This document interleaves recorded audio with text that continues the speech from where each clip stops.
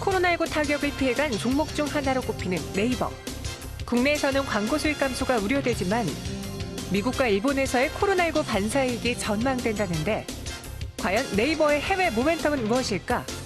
또 네이버 미래 동력 또한 집중 분석하는 시간 마련했다.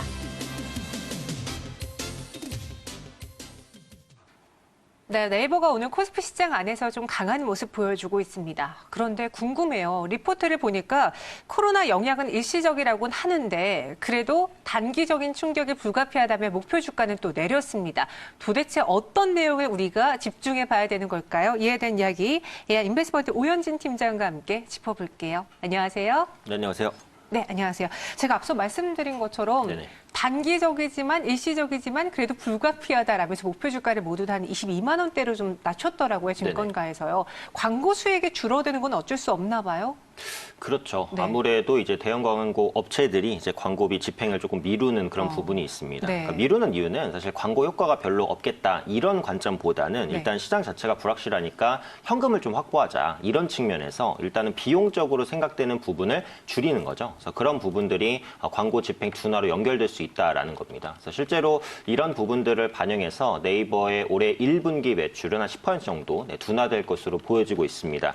하지만 이제 대형 광고주 위주로 이제 그 위축이 좀 나타나는 거고요. 중소형 광고주 쪽에서는 특별하게 이탈되거나 하는 모습은 아닙니다. 그래서 중소형 업체 같은 경우에는 마케팅이 필수적이기 때문에 코로나19 사태가 있다고 해서 쉽게 뭐 네이버라든지 이런 포털 플랫폼에 게재되는 광고비를 뺄 수는 없었다라는 부분이에요. 그래서 대형 광고사 중심으로만 일부 이탈이 나타났다. 이렇게 보시는 게 맞을 것 같고요.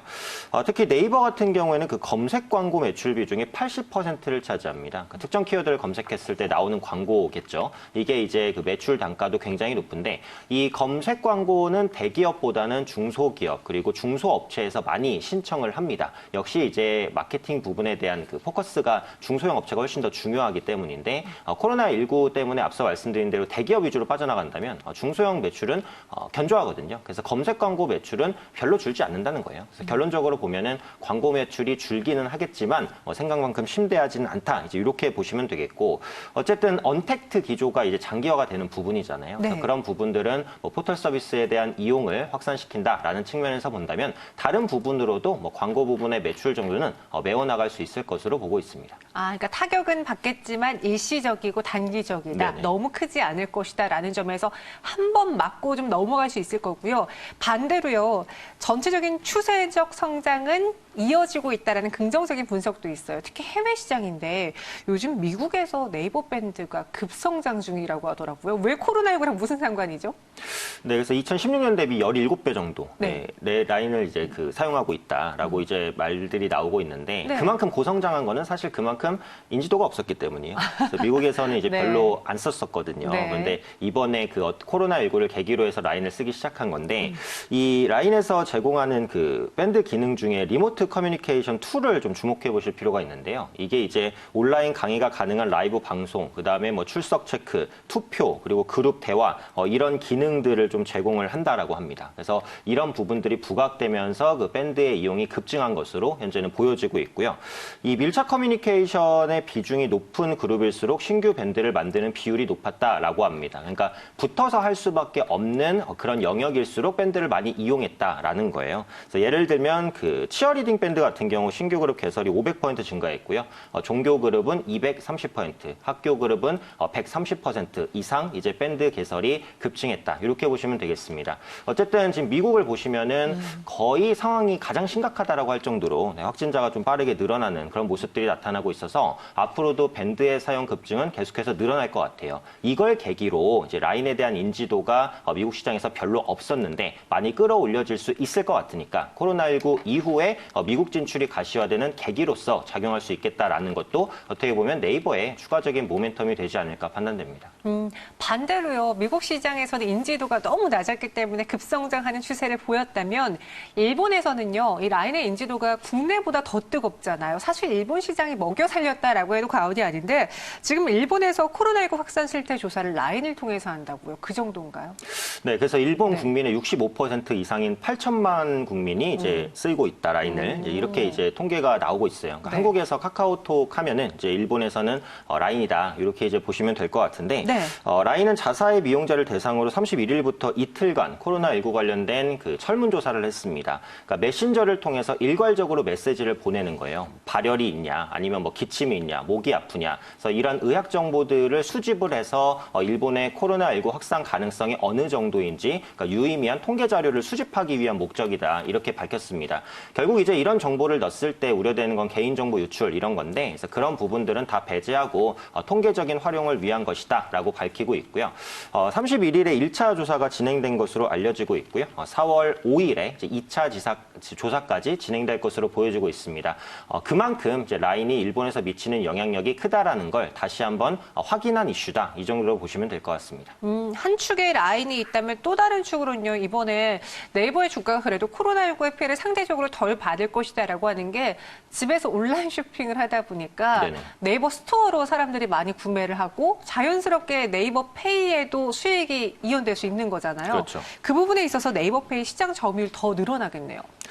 그렇죠. 아무래도 지금 간편 결제 업체가 경쟁이 치열하기는 합니다. 네. 지금 한 20곳 정도예요. 20곳이요? 네, 우리가 알고 있는 곳은 사실 4-5곳 정도밖에 안 되잖아요. 네. 그만큼 치열한 경쟁이 펼쳐지고 있다라는 건데 거기서 이제 업계 상위 업체가 네이버페이, 카카오페이, 네. 그다음에 뭐 삼성페이라든지 페이코 뭐 이런 4-5개 업체가 4강, 5강 체제를 이루고 있다라고 보시면 될 것 같아요. 그래서 네이버페이 역시도 최근 결제율이 크게 늘어났고 최근에 진행된 그 간편 결제 브랜드 인지도 조사에서는 이 네이버페이가 1위를 차지하기도 했습니다. 그래서 작년에 네이버페이 매출은 3천억 정도 달성했고요. 1분기에 들어서는 그 매출이 더 급증하는 그런 모습들이 나타나고 있습니다. 그래서 네이버페이의 월 거래액은 한 1조 원 정도에 달하고요. 또 거래액의 80% 이상이 네이버 쇼핑에서 나와요. 이게 이제 어떻게 보면 그 장점과 단점을 같이 가지고 있는 건데 네이버 쇼핑이 워낙에 견조하니까 이런 부분들 때문에 네이버페이는 기본적인 매출을 항상 받쳐주는구나 이렇게 볼 수도 있고 네이버페이를 빼면은 그 네이버 쇼핑을 빼면은 네이버페이의 성장성이 조금 한계가 있다. 이런 이제 단점도 있는데 작년에 그 네이버가 네이버페이를 네이버 파이낸셜로 분사를 했습니다. 그래서 네이버 쇼핑에 대한 의존도를 줄이고 신규 가맹점을 많이 확보하겠다. 이런 전략을 짜고 있거든요. 그래서 그동안에 이제 단점이라고 볼 수 있었던 네이버 쇼핑의 의존도를 줄여 나갈 수 있을 것으로 보이니까 이런 부분에 있어서는 그 네이버페이의 성장성도 충분히 좋다. 이렇게 보셔도 될 것 같습니다. 네, 그럼 이 네이버를 둘러싸고 있는 환경 다 짚어봤으니까 저희가 이제는 좀 속 시원하게 여쭤보도록 할게요. 지금 네이버의 목표 주가를요, 한 22만 원으로 증권사에서 많이 내렸고, 주가를 봤을 때는 현재 한 17만 원 선에서 움직이고 있거든요. 그럼 룸이 그렇게 많이 남아있지는 않아 보이기도 하는데 사도 괜찮은 거예요? 그래서 증권가에서 잡고 있는 네. 19만 원이 이제 결국은 전고점 저항까지를 이제 보는 거라서 네네. 현재 시점에서 보면은 상방으로 10에서 15% 정도 열려 있다 이렇게 보는데요. 이게 이제 뭐 작다면 작은 수익률이라고 볼 수도 있지만 앞서 제가 네이버를 말씀드릴 때 긍정적인 부분을 많이 말씀드렸어요. 그래서 맞아요. 그만큼 기대감이 높은 것이고 1분기에 조금 위축돼도 2분기에 분명히 회복됩니다. 하반기에 코로나 사태가 끝난다고 네이버의 실적이 줄어드냐? 그건 또 아니에요. 그래서 그런 관점에서 보자면 코로나19 사태와 무관하게 성장을 보여주고 있는 종목이고 이런 종목 자체가 시장에서 많지가 않습니다. 그래서 그렇기 때문에 플랫폼 업체로서의 매력은 분명히 있다라고 보거든요. 그래서 증권사에서 전망하는 대로 저도 19만 원 정도까지는 일단 볼 수 있을 것 같아요. 그래서 전고점 저항까지 갈 수 있는 가격이고 1분기 실적 불확실성이 해소되는 시점에서는 전고점도 넘어설 수 있는 성장 탄력이 있을 것이다라고 보고 있고 기술적으로도 이제 골든 크로스를 만들고 우상향 추세입니다. 그래서 충분히 추가적인 상승을 시도할 수 있다라고 보니까 19만 원 정도까지의 목표가를 바라보신다면 충분히 신규 진입하셔도 매력적인 종목이라고 생각됩니다. 19만 원의 목표가를 설정을 해 주셨습니다. 그럼 지금 여기서 좀 더 빠지길 기다리고 사는 게 맞는 거예요? 사실 뭐 낮게 보시는 분들은 14만 원까지도 기다려보자 이러던데. 이게 지금 패턴상으로는 네. 우상향 추세가 꺾이지 않을 것 같은 패턴이기는 해서요. 지금 들어가셔도 괜찮을 것 같은데 이제 시장 상황이나 이런 부분이 불안하다면 이제 뭐 분할 매수를 하셔도 저는 괜찮다고 봐요. 그러니까 지금 이제 1분할 정도를 매수하셨다가 그러니까 조정 받을 때 2, 3분할 정도를 매수한다 이런 관점으로 봐도 될 것 같아요. 그러니까 네이버가 중소형주가 아니라서 대형주니까 올라가더라도 뭐 급등하거나 이럴 가능성은 없죠. 그래서 완만하게 올라갈 가능성이 높고 눌림도 충분히 줄 것 같으니까 뭐 신규 매수를 고려하실 분들은 뭐 2분할에서 3분할 정도 보시고 뭐 지금 시점부터 때부터 1차 매수를 들어가시는 것도 괜찮은 전략이 될 거라고 생각됩니다. 그리고 여기서 하나 더 여쭤볼게요. 네이버의 경쟁자 카카오요. 카카오의 주가는요, 회복을 하려다가 지금 옆으로 횡보하고 있는 모습이거든요. 사실 카카오 역시도 카카오페이 수혜를 충분히 누릴 수 있고, 여기에 네이버가 오늘부터 검색어 순위를 한시적으로 공개를 안 한다고 하는데, 그에 따라서 뭐 유저들이 인터넷 온라인에서 네이버에서 카카오로 다음으로 넘어갈 수도 있는 건지 그 부분도 좀 궁금해서요. 네, 일단 그거는 가능성이 별로 없다라고 봐야겠죠. 그래서 네이버의 국내 포털 시장 점유율은 네. 70%입니다. 대부분이네요. 그렇죠. 그래서 기존의 2위 업체가 다음이었는데 지금 5%로 쪼그라들었고 줌인터넷이 1%대고 유튜브 때문에 치고 올라온 이제 포털이 구글이에요. 그래서 구글이 최근에 20% 정도까지 점유율을 크게 늘리긴 했습니다만 네, 아직까지는 뭐 네이버의 상대가 된다 이렇게 보기는 어렵거든요. 뭐 카카오톡을 쓰다가 뭔가 문제가 생긴다고 다른 메신저를 쓰지는 않잖아요. 그것과 마찬가지로 뭐 실검이 뭐 15일 정도 없어진다고 해서 뭐 다른 포털을 쓰거나 이럴 가능성 거의 없다 이렇게 보셔야 되고 다음은 이미 실시간 검색어를 폐지했습니다. 그래서 2월 달에 다 없애버렸고요. 구글 같은 경우에는 사이트를 들어가시면 아시겠지만 아무것도 없어요. 그러니까 실검을 이제 표출시키는 그런 시스템이 아니란 말이죠. 그래서 실검하면은 어차피 네이버라는 그런 어떻게 보면 공식 같은 게 성립돼 있기 때문에 큰 무리는 없다라고 보고 있고요.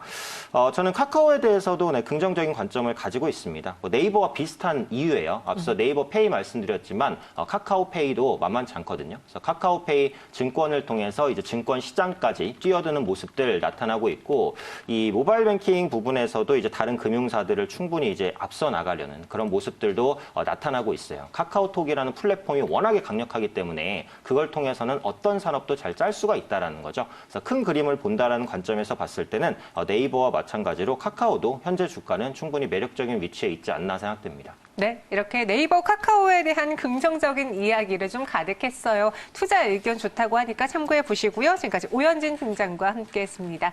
고맙습니다. 감사합니다.